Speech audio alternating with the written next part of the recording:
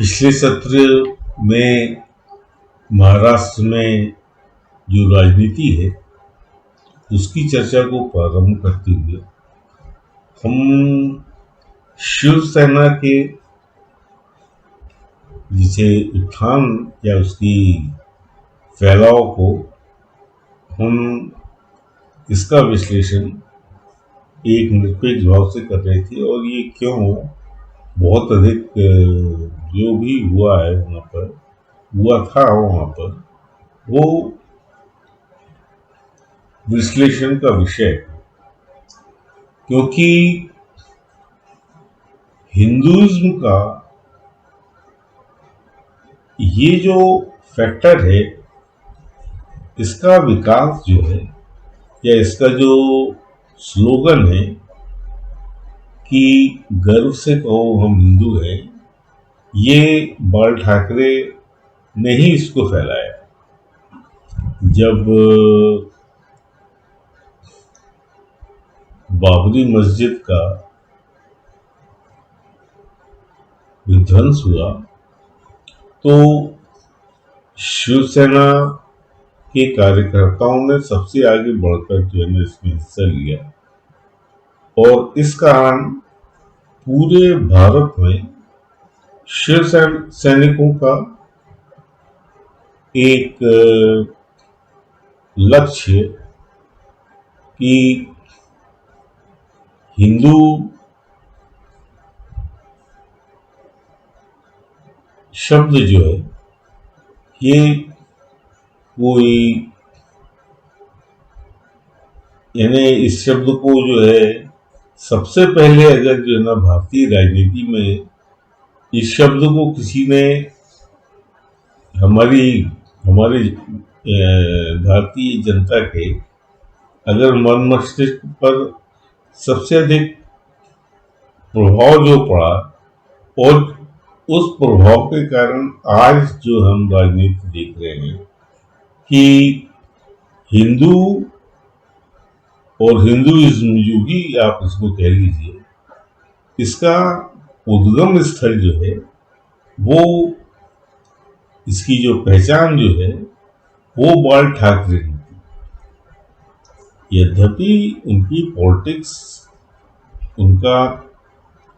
जिसे कहते हैं कि एरिया ऑफ ऑपरेशन महाराष्ट्र से ही रहा, मगर ये शब्द जो है ना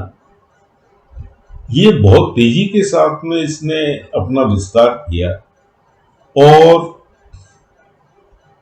एक जो प्रमुख हमारा राजनीतिक दल है जिसे हम भारतीय जनता पार्टी है कहते हैं, उसके नेताओं ने इसी शब्द को प्रचारित करके हिंदुओं को संगठित करने का प्रयास किया। आडवाणी जी की यात्रा से लेकर और भी जो है ना जितने भी आज जो है डेवलपमेंट हो रहे हैं भारतीय राजनीति में, क्योंकि भारतीय राजनीति में आज की तारीख में भारतीय जनता पार्टी बीजेपी एक प्रमुख दल बन गई है और इसका प्रभाव पूरे भारत की राजनीति पर बहुत तेजी के साथ में बढ़ा है। इसी फैक्टर को, इसी चीज को महाराष्ट्र की राजनीति में जो भी अभी यानी रिसेंट पास में जो भी डेवलपमेंट हुए हैं उसको उसका एक सही विश्लेषण किया जा सकता है।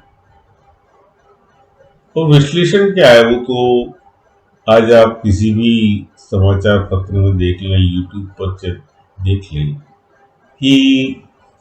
कैसे महाराष्ट्र की जो शिवसेना के कहते बाल ठाकरे के जो वारिस थे या उनके पुत्र जो थे, उन्होंने इस विचारधारा को, बाल ठाकरे की विचारधारा को कंप्रोमाइज करके सत्ता को हासिल किया। जबकि मूल राजनीतिक जुड़ाव उनका भारतीय जनता पार्टी के साथ में होना चाहिए था और उन्होंने आपस में मिलकर चुनाव भी लड़ा था। मगर पॉलिटिक्स में ये सब सौदेबाजी चलती रहती है, मगर इसका दीर्घकालीन जो है ना परिणाम जो है वो अच्छे नहीं। जो जब भी आप अपने आदर्शों को, अपने लक्ष्यों को आप जो है ना छोड़ देते हैं, तो आपकी प्रतिबद्धता जो है, आपके कार्यकर्ताओं की प्रतिबद्धता, वो जनता की नजर में जो है वो गिर जाती है। इस कारण से जो है बहुत तेजी के साथ में शिवसेना का विखंडन लगभग कह सकते हैं आज हो गया। ये प्रक्रिया इतनी तेजी के साथ में हुई कि एक महीने के अंदर एक सरकार, एक गवर्नमेंट जो 3 दलों ने मिलकर बनाई थी वो गिर गई और दूसरी गवर्नमेंट ने सत्ता, राजनीतिक सत्ता हासिल कर ली, बहुमत उनके पक्ष में गया और आज हम देख रहे हैं कि महाराष्ट्र का मुख्यमंत्री एकनाथ शिंदे बन गए। ये इतनी तेजी के साथ में हुआ कि जो पॉलिटिकल, जो राजनीतिक जानने समझने वाले थे वो भी चकित हो गए कि ये इतना तेजी के साथ में बदलाव क्यों, कैसे हो गया। अब कारण और इसका विश्लेषण तो दूसरे चैनल पे चल ही रहा है, मगर महाराष्ट्र की राजनीति में कुछ और दूसरे तत्व भी जो है वो समझना जरूरी है। जैसे राइज ऑफ वहां की एक बहुत बड़ी आर्थिक जो है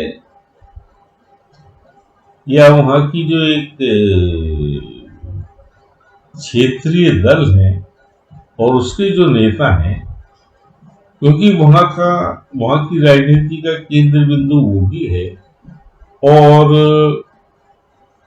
वो क्यों बढ़ा और कैसे बढ़ा और उसका क्या राजनीतिक उसका विश्लेषण है, ये समझना भी जरूरी है कि वहां पर एक शुगर लॉबी है। शुगर लॉबी महाराष्ट्र में पहले भी गन्ना का उत्पादन काफी होता था और स्वतंत्रता के बाद में जो शुगर मिल है उनकी बहुत तेजी के साथ वहां पर स्थापना की गई और शुगर, क्योंकि भारत में और अंतर्राष्ट्रीय मार्केट में इसकी अच्छी खासी डिमांड है, तो प्रोडक्शन भी जो है ना, वहाँ की जलवायु भी जो है ना उनको काफी शुगर केन की खेती के लिए उपयुक्त है, तो इसका बहुत तेजी के साथ में विकास हुआ और ये विकास जो है ये सहकारिता के आधार पर किया।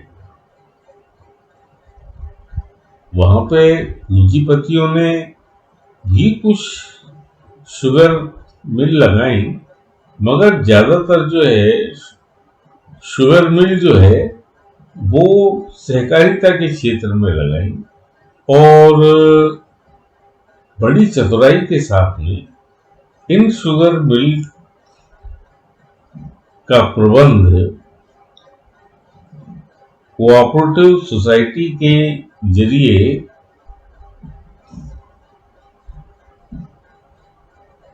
जो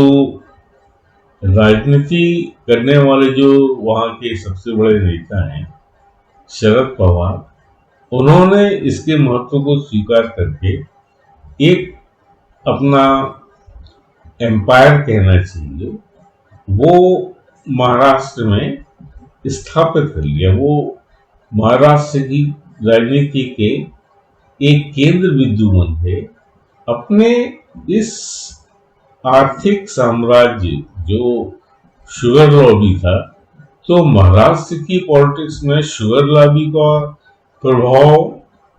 सबसे अधिक माना जाता। वहां पे और कोई दूसरी लॉबी काम नहीं करती थी, शुगर लॉबी का बहुत ज्यादा उसका प्रभाव था, क्योंकि जो गन्ना उत्पादन करने वाले किसान थे वो गन्ने की खेती में उनको बहुत अधिक जो है ना आर्थिक फायदा हुआ। वैसे असली प्रॉफिट देखा जाए तो वो शुगर मिलों ने अपने पास रखा, मगर कोऑपरेटिव होने के कारण उन्होंने जो गन्ने का क्रय मूल्य जो है वो उसका अच्छा खासा उन्होंने किसानों को फायदा उठाया। इसलिए ये सब जितना बहुत बड़ा किसान वर्ग जो है वो एनसीपी की रीढ़ की हड्डी बन गया,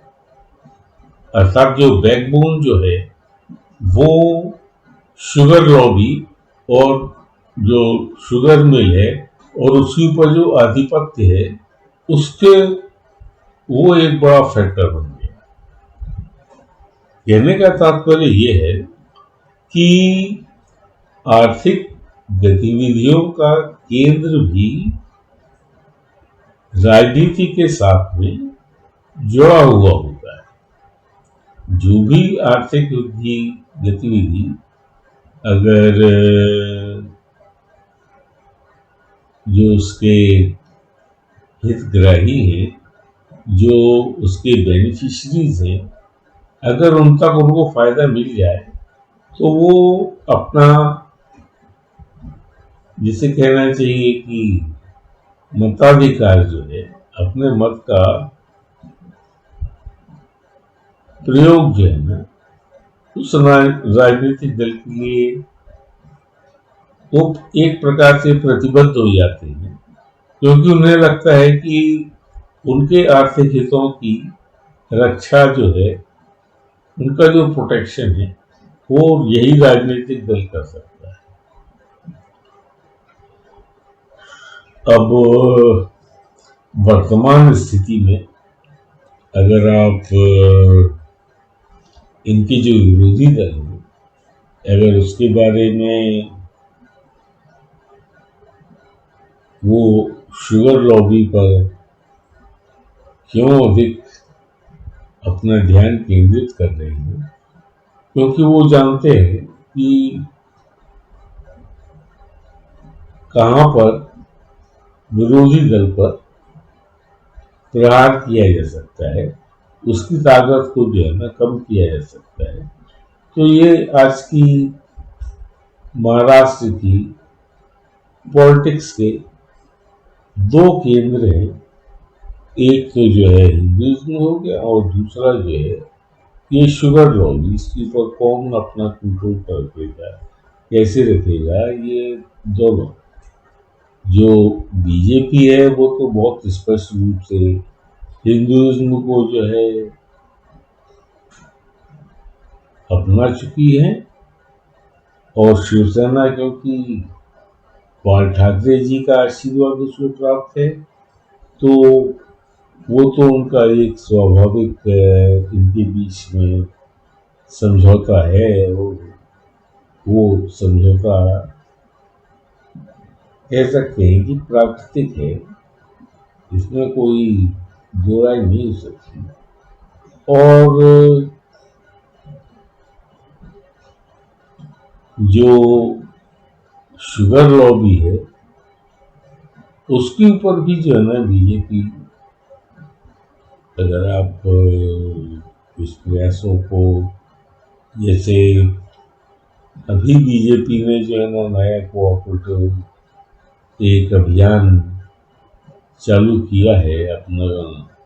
थोड़ा सा उसमें बदलाव करके, कोऑपरेटिव एक्ट में बदलाव करके, और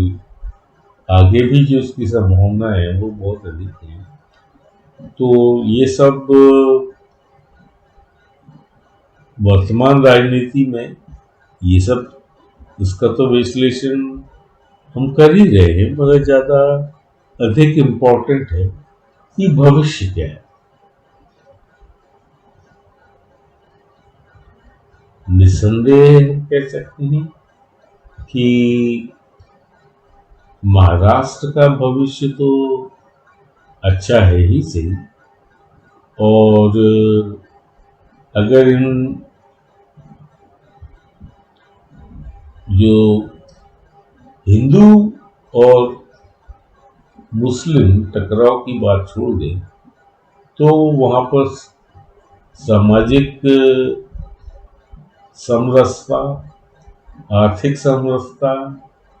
और राजनीतिक समरसता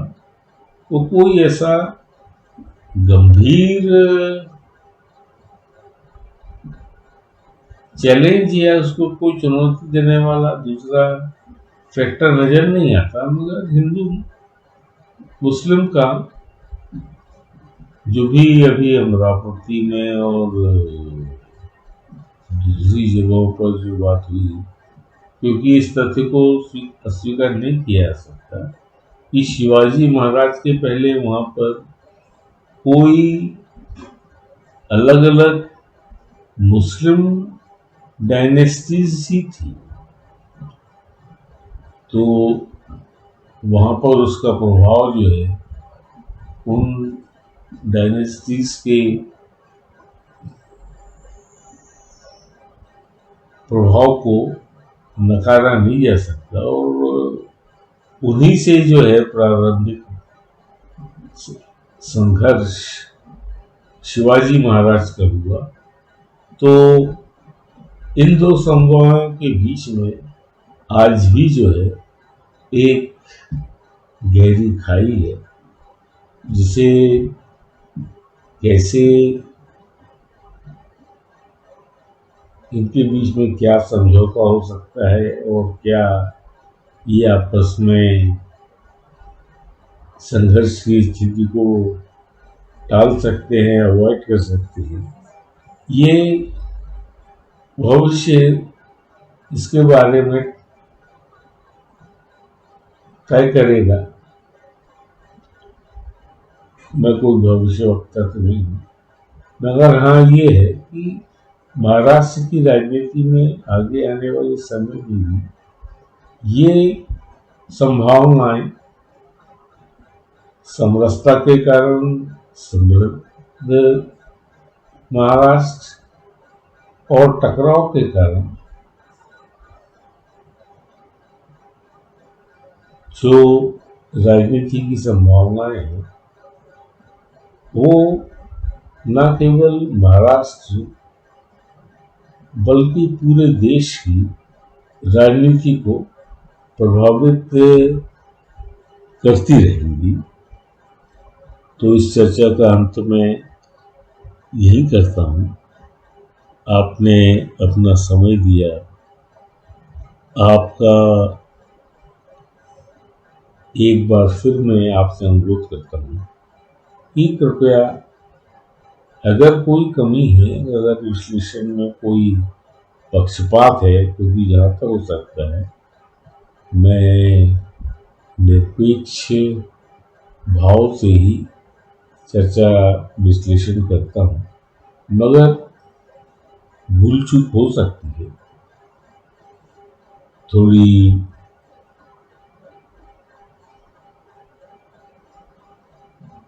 विश्लेषण में आपको लग सकता है कि कुछ पक्षपात है, तो कृपया उसको कमेंट कर, संपर्क कर उसको भूल को सुधारने का मौका दें और चर्चा में शामिल भी। आगे होने वाली चर्चा में अपने विचारों का आपस में आदान प्रदान भी बहुत अधिक है, जिसके लिए ये चैनल बनाई गई है। तो आपका सहयोग, आपको सहयोग के लिए आमंत्रित करता हूँ। धन्यवाद।